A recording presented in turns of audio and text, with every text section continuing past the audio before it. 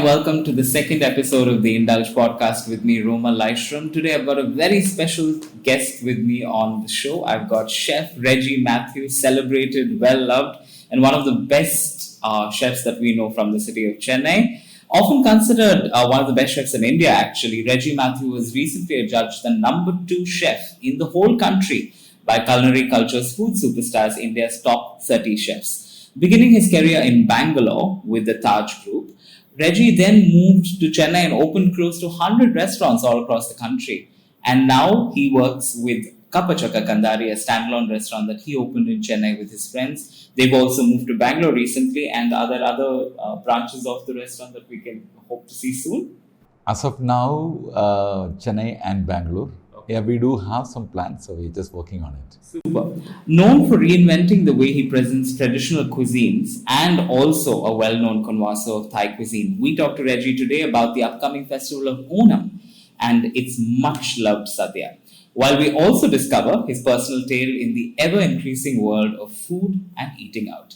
Hi and welcome to the show, Regi. Hi Romal, pleasure being here and spending some time and having a chat with you on the especially on Onam Festival and generically about the food. Thank you so much, Chef. Okay, before we start, we're going to talk about the Onam Sadya before we get into your personal conquest within the world of food. But let's get it straight from the beginning. Is it Onam or Onam? Okay, it is the way it is pronounced. I would say it is Onam. Okay. So I hope our listeners hear that there's a slight difference. It's not Onam, but Onam. Correct? Yes, that's the true Malayali way to say it. So Onam is around the corner, and we can all of us, literally everyone I know who's even listening to the show is just thinking about the Onam Sadya. So how exciting is it for you as a native Malayali to look forward to this festival which is, surrounds food and such lovely food? So what does Onam and Onam Sadya mean to you personally? So Onam actually happens during the month of August, September, because that's the first month of Malayalam calendar, as Chingamasam. And we all look forward for Onam because that's a harvest festival. And after the June rain, when sun is shining everywhere, it's greenery, and we all get into different games, and that's some memories which childhood memories which we have. Like going and playing with friends and all kind of lot of activities and fun-filled activities, and then come back home and celebrating Onam feast for lunch. So Onam is always exciting and we always look forward for it. That's a time we meet our friends, play with them, a lot of outdoor games and the feast, especially the payasams which has been made during that time. It's always exciting for us. Super. Okay, I think there are too many opinions on this about what constitutes an Onam Sadya, how many dishes need to be there, is this the authentic one, is that the authentic one? So what constitutes a Sadya? What is the basic necessity for it to be considered a Sadya? And do each of the dishes have any special meaning? So the integral part of Onam celebration is the onasadya. When we talk about onasadya is always served on banana leaf.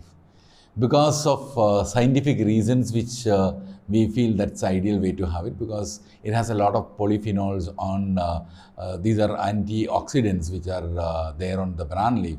When you put hot rice, it actually it gets mixed with the rice and it gives you a lot of medicinal property.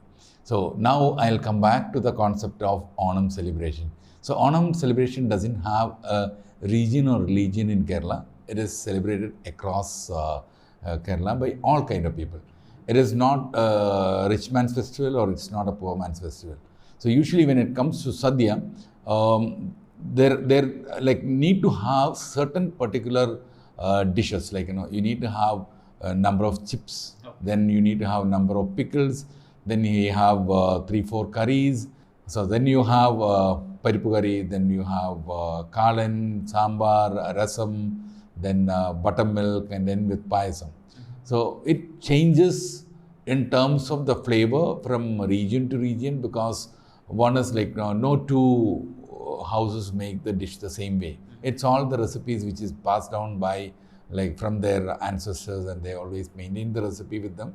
and it again depends on the ingredients what you get, because most of the time the sadyas are prepared by the ingredients which is coming from the backyard of the houses, and things which is not available which they pick it up from the market, but generally it is all available within Kerala. When it comes to avial has been made in different ways because of the regional religious influence, and the avial which is made in Palakkad and Trichur is different from what is made in South Travancore. And sadhya, usually it is vegetarian sadhya, but towards the Malabar side, they do have non-vegetarian along with the sadhya. So you cannot say that, okay, sadhya, people don't eat non-veg. There are people who, so after all, it's a harvest festival. Absolutely. So there is no set that you have to have this number of dishes. There is no rule like that, because a lot of people say you have to have 33 dishes, 13 dishes, 40 dishes. Those kind of rules. There's no rule set in. I would say it is not the number of dishes, but the number of must-have dishes is what important. See, for example, as I told you, the chips. The chips actually gives a bite when you have, along with the course, when you have kalan and kuttukari and avial. So that's the time you generally have chips. So sometimes you see people having added crunchiness. So every dish which is there in the sadhya has a role to play. So like paripu and paripu curry and rice is the first course you have it with the ghee. So that's the time you have papadam. And when you have paripu curry and rice, you don't mix any other curries. You only have paripu curry. And then next course comes. So next course, sometimes it is sambar, or sometimes it is kalan. So it's again depending on the culture, people have started changing that. Awesome. As a chef and as someone who's a foodie yourself, what is the perfect dish to end the sadhya with, according to you? Personally? Personally, I would end with a banana. Nice. Because it actually neutralizes, it doesn't take away the flavor of payasams or anything, but at the same time, it doesn't leave that sweet, too much of sweetness in the mouth. Chef, before we go any further, I have to ask you the most important Malayali question. So we are from Kottayam, but settled in Trivandrum, and grown up in Bangalore, and living in Chennai. So I have a little of influence from being a true Malayali and being a Marnadan Malayali and living as a Marnadan Malayali. When you talk about Kapachakka Kandari, you reinvented the Sadhya format for Kapachakka many times. Like whenever you do the Onam Sadya, and I have ordered from Kapachakka during Onam, you kind of reinvented it. So what was the influence behind it? How did you approach this more urban concept of Sadhya? So when we did, before we doing Kapachakka Kandari restaurant, we did a research on understanding the cuisine of Kerala. So we were traveled across Kerala, almost around 265 housewives and a lot of toddy shops we visited. And we were trying to understand the essence of cooking before started the concept. Once we did the restaurant, I was very clear on one thing, like, I didn't want to modernize the dishes, but I wanted to give a better way of giving it. The products are the same hyper-local dishes, but it is presented in a way where everybody enjoys. It's not only for the people who are like of my age. I'm also looking at the Gen X and millennials and the kids. They also need to understand the importance of the food, and so that is why we have gone with a 26 dish sadhya. It starts with 4 types of different chips, then 4 types of pickles, then 4 types of curries, including avial and all the things. Then we have sambar and paripu curry, sambar, kalan, rasam, and then 4 payasams. Because I love payasam, so I thought, okay, I should keep that in the, and end with the buttermilk and banana. Very nice. Again, this is a personal question before we move on from the Onam Sadhya. As a chef and as a foodie, what is your favorite dish beyond the payasam? All of us love the payasam. So beyond. See, Onam Sadhya itself is an exciting meal experience for me, and all the dishes are like it's very simple. Nothing is a complicated dish as such. I think the most important thing is the quality of the ingredients what we use. So we use all hyperlocal ingredients from different parts of Kerala, including the vegetables. I bring it from there, and the cooking is done by Nambudiris because they're cooking onasadya. Because what we serve is a vegetarian onasadya because most of the people prefer to have vegetarian food on Onam. So that is why we decided to keep the Nambudiris from Kerala to come and prepare our onasadya. And it starts with the rituals, like they have the prayers and all the things, and after that they get into preparing the food. And my most favorite, since you are barring payasam, I would say I love that pineapple and Nendraparam pachadi. Oh, yeah. That's my favorite dish. I think mine is puli inji puli. Oh, inji puli, yes. Okay, so now let's move on from Onam Sadya. From working in five-star hotels to now, many standalone restaurants and also now Kapachakka Kandari. How has that journey been? So I worked with Taj Group of Hotel for almost 8 years. 2000, I decided to move out from the hotel and came down to Chennai to start restaurants. So as a part of that, we have done a lot of restaurants in Chennai, Bangalore, and other parts of country, and even overseas.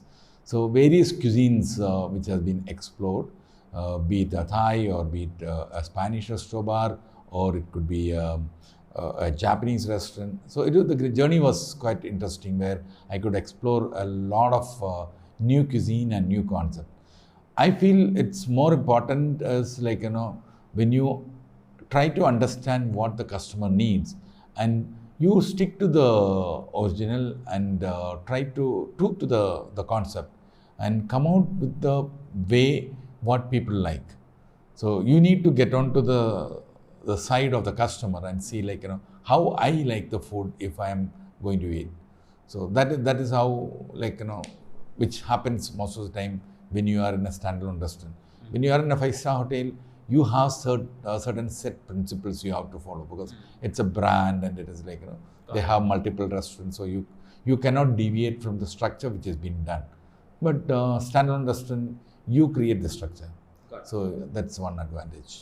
Super. So the journey has been smooth so far. It has been very interesting. Okay. How many of your food fantasies have you been able to achieve? Are there more pending that you would still like to do in the future? A new cuisine that you would like to explore?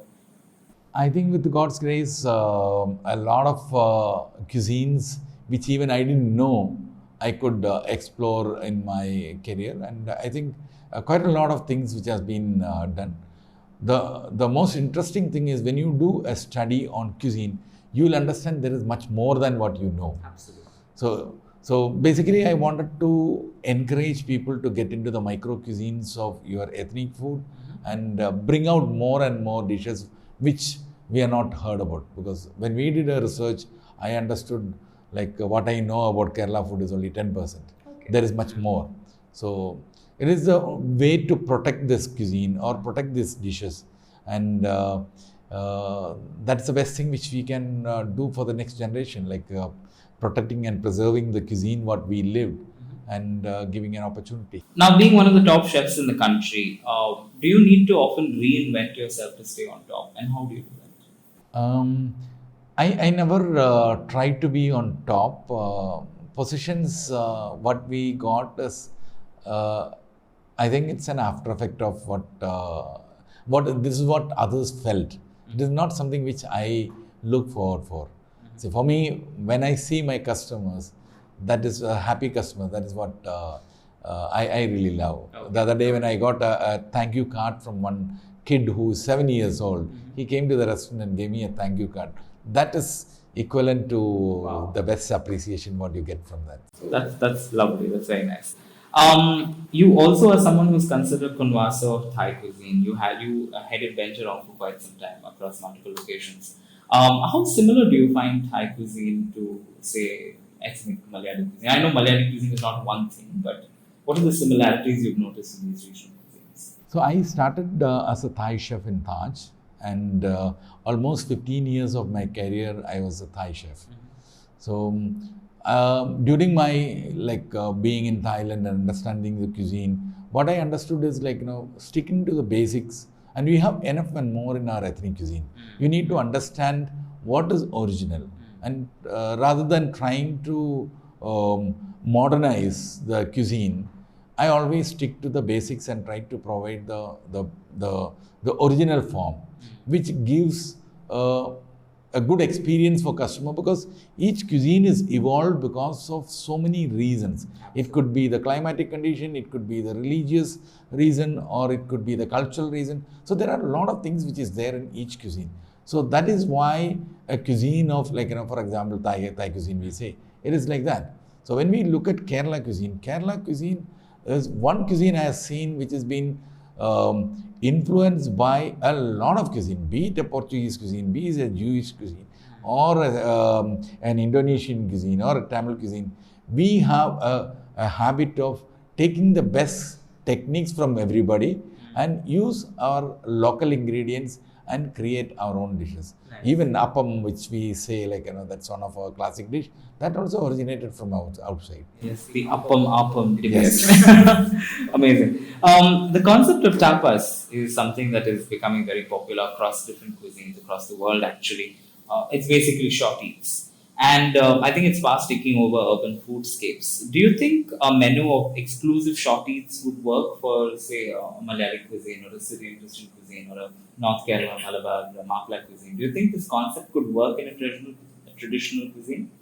See, when you talk about Kerala cuisine, I would keep three verticals for Kerala cuisine. One is a toddy shop cuisine, other one is the tea shop cuisine, and the third one is mother's cuisine.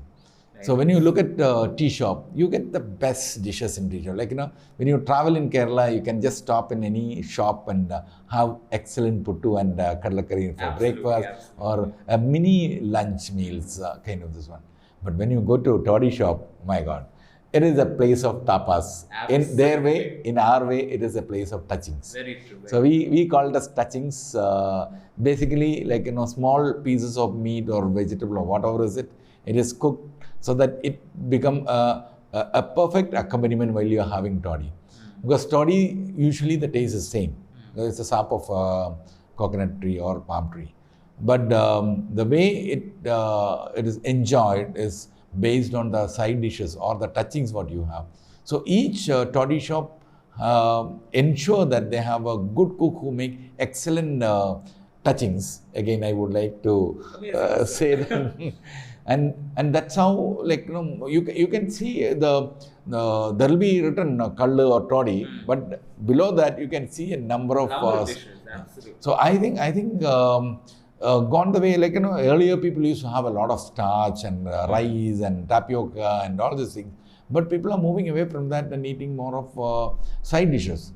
So even at Kapachaka Kandari, that is what I'm trying to do, is encourage people to have more of side dishes and less of carbohydrate. In our sedentary lifestyle, we don't need so much of carbohydrate.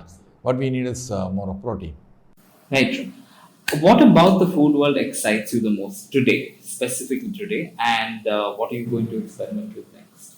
Especially after the pandemic, I've seen a lot of people getting back to the roots, because during that 2 years period, they tried, because a lot of shortage of ingredients from overseas was limited. So during that time, they started using the local ingredients and familiar formats.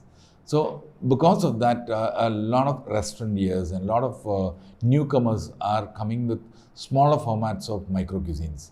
That is something which is really exciting, because that's a way we are going to protect our cuisines, our ethnic cuisine, be it a Malayali cuisine or a Tamil cuisine, or Kannada or Telugu. We have so many cuisines with us, which is something which is going to come up in future.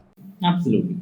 And what do you want to experiment with next? What's exciting for you right now? Something that you really want to get into and present to your fan following across the country? So I'm as of now, I'm sticking to Kerala cuisine, because as I said in the beginning, after my 3 years of being with almost 265 houses, I really feel that there is much more in the cuisine which I want to unearth. So I wanted to do the studies more and more, and whatever interesting dishes which is coming out, I wanted to bring it to uh, uh, the table. Okay, chef, since you research so much on ethnic Malayali cuisine, how would you define the cuisines across Kerala? I know it's very regional. I know there's Mapla, I know there's Syrian, I know there's a bit of the Jewish influence, there's a bit of the Portuguese influence. According to you, how would you define cuisines in Kerala? What are the stark, say, four cuisines that you can set apart as very unique in Kerala? You know, South, Middle, North, Mapla, Syrian, whatever. According to you. So Kerala cuisine, if you ask me, the bonding thing is coconut. Absolutely. Coconut oil, coconut. So this is something which is there, whether it's a Mapla cuisine or a Syrian cuisine or the cuisine from the coastal belt of Kerala. As I told you, for me, it is more than the religious influence on the cuisine. I would look at the three verticals which I told you, the toddy shops and tea shops and the mother's kitchen. In the mother's kitchen, I would rather say, see, now we have the Mapla food, and then probably we have the typical Syrian cuisine food, then we have the vegetarian food, which usually we ignore. Absolutely. But there is a great vegetarian food which is there. So that is something which I felt that we need to concentrate. And then once you do that cuisine, differentiation, then you can look at small pocket of influence. See, for example, the Arabic influence of in Malabar. So because the biryani, what is served, the Talashiri biryani, that is something which probably the only biryani which is directly come from the Arabs, and the rest of the things are having one root which has come from the Persian. Nice. So that is something which is really interesting for us to know. Then the influence of the missionaries and the Portuguese and the traders on the Central Travancore, which came out with a lot of different cooking techniques. Absolutely. Which helped us to explore much more than what what we have thought, whether it's a stewing or it's a roasting or it's a pickling, we have everything with us now. So Kerala cuisine is a combination of so many cooking techniques and so many spices, and everybody thinks that it is spicy. There is a difference between spicy and with spices, the spiciness. So Kerala food is not very spicy. It has that flavors of spices. One thing that a lot of people do not talk about when we talk about Kerala cuisine or Malayali cuisine is we talk about Portuguese, we talk about Jewish influences, we're talking about different regional cuisines. We also have a place like Mahe, which has French influence. Have you come across any French Mallu dishes, Kerala French kind of combinations of fusion so far in your pursuits through culinary traditions in Kerala? See, I have not come across anything which is specific to French as such, because the Western influence of, whether we normally say it is Portuguese, but the Western influence is what I would say. We have these cutlets and we have the stews and we have, let us say, the rolls, and so a lot of things are there which we can say it's all Western influence. So specifically saying which period it came, it is very difficult to find out when it has come. So I would say, because even the food from Mahe, it is not very different from the Kerala food. Even in Pondicherry, the food, quite a lot of good Malayali population is there in Pondicherry, which they also have the same food as what we have. Being a foodie yourself, could you tell us about 5 food experiences across India that you would recommend to people who are inclined towards gourmet style eating? I've been to the various cuisines. I've done a study on most of the South Indian cuisine. So I don't want to be biased, but at the end of the day, I would like to be little been more to my native cuisine. And I would definitely recommend all my friends to go to good toddy shops and enjoy the touchings, the food what you get there. Toddy, of course, your choice, but the food is a must. Okay. And nowadays, a lot of family toddy shops are there. Okay. So the families can go and enjoy. That's one good change. And when you drive in Kerala, you can see a lot of tea shops. Stop there, have some tea, some snacks, some good dishes, which is because nowadays there are a lot of tea shops are known by the person and the dish. Absolutely. So like that, there are a lot of places. You should try that. And as I told you, the toddy shop. And the third is most important is the cooking by our mothers. If you happen to go to Malabar, please try to enjoy the Talashiri biryani or some nice patri and mutton curry from any of your Malabari friends' house. Is already watching, and if you happen to get a chance to try the traditional Nambudiri Sadya, please don't miss it. And especially the payasams, don't miss it. And when you come to the Syrian Christian houses, we get this breads from the Borma. So Bormas are traditional bakeries which they use wood fire, and you get nice sweet bread from there. That and chicken roast. Like my mother makes very good chicken roast. That chicken roast and Borma bread is something which you should not miss. So that you don't get in restaurants. So you have to have some good friends in Syrian Christian community and just get into their houses and have good breakfast. Super. Thank you so much, Chef. And now we're going to do a quick section called the rapid fire. Oh. And but you did tell me. Yes, I did tell you. But you have to immediately tell me what your responses are. So the faster we are, the better. First thing, what vegetable do you think you resemble, Chef? You have to give me. Jackfruit. And why? See, inside is so fleshy, but outside it doesn't look so interesting. Nice, well put. Okay, the second question. Which is your favorite Thai dish since you're a Thai chef yourself? Thai green curry. Okay. Which is your favorite tea shop snack from Kerala? Undamburi. Okay, and why do you like that a lot? I remember even in our childhood we used to have this undamburi very often. Nice. So even yesterday I had it in Bangalore. Okay. What is your favorite childhood memory of food? I used to be a very bad food eater. My mom used to have a tough time. Because I was a selective vegetarian, non-vegetarian. So I won't say I was a vegetarian. I was a selective non-vegetarian. I never used to eat fish. I never used to eat chicken. So whatever the meat I eat, it used to be like my mom used to make without bone. It has to be perfect square shape. I had given a tough time for her in my childhood. Okay. So my memory on my food is like getting into the kitchen when she is not there, making some. I used to make something called ada. Ada is nothing but wheat flour, grated coconut, and little salt. But I used to add some jaggery also into it and make grill it on dosa tawa. And spoil my mom's dosa tawa and kitchen. I used to get scolding from her. So I think that's something which my childhood memory on my food. Okay, one dish that your mom used to make that you cannot recreate. See, whatever she makes, it's very, very difficult to redo it. But I think the chicken roast what she makes is something which even now, see what I make is something closer to that, but still it is, hers is always like 20% better than mine. Nice. One particular cuisine that you are very excited to try for yourself to eat? Kerala or? Anything across the world, something that you haven't tried already. Yeah, I want to explore African cuisine. Okay, any specific area in Africa that you've heard something about? Or just African cuisine as a whole? Yeah, because I think the reason is, I feel there's a lot of native ingredients have been used. It is like, the cooking is not that you put it in some vessel and put it on fire and cook it for a long time.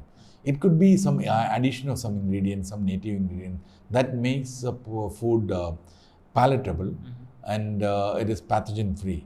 So I'm sure that there will be a lot of native ingredients are used in African cuisine which I have not tried. Okay, and my last question, another contemporary chef of yours that you highly recommend? I think other than me, everybody is a highly recommended Very diplomatic answer. Okay. But I think that brings us to the end of this conversation. Thank you so much for your time, Chef. It was an absolute pleasure talking to you. I hope you enjoyed the podcast as much as we did while interviewing you.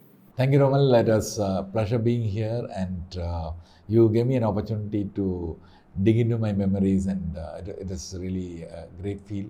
And my mouth is watering when I think about Onam Sadya and the payasams, and just waiting for a couple of more days to get into the Onam Sadya. On that beautiful note, Onam Sadya, Chef. Thank you, Romal. Onam Sadya to you. Thank you. I hope you have a great Onam this year. That brings us to the end. Thank you so much for tuning in. This was episode 2 of the Indulge podcast, and we'll be back next week with a brand new guest and a brand new conversation.